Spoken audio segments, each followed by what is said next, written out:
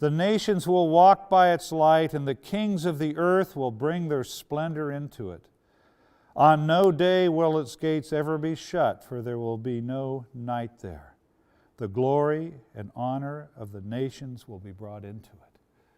What word do we see more than one time in this passage? It's the word nations. God has a heart for the nations, a love for the nations.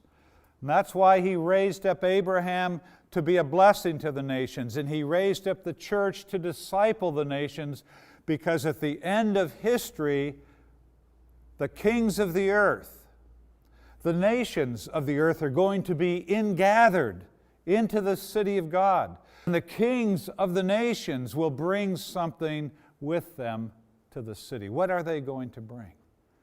They're going to bring the glory and the honor of their nations. They're going to bring, as it were, the artifacts of the creativity of their nations into the city of God as gifts for Jesus Christ on His wedding day. In Genesis 1, we saw that God put the man and the woman on the earth to do something with what God had made, to take it and use it to create things of beauty and things of goodness. We have not always done that well, but there are people who consciously stand before God and say, Lord, help me to take what You have given me and to do something lasting with it, something that honors You with it. And at the end of history, those things will be taken as gifts by the kings of the earth to Christ on His wedding day. And now we come to the end of the story.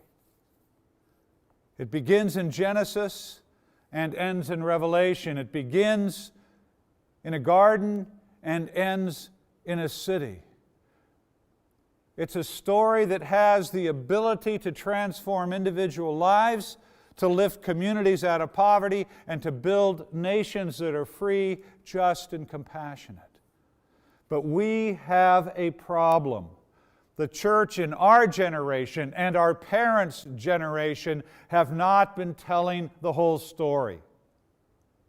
What we have done is taken chapter 10 and we have ripped it out of the book and thrown the book away.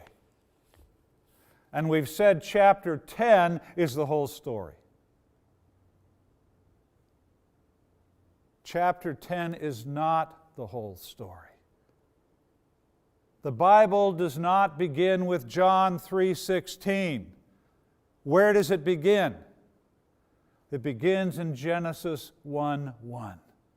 But the church is not telling the whole story. But what we're doing, we are taking chapter 10 of the book and putting it in somebody else's story.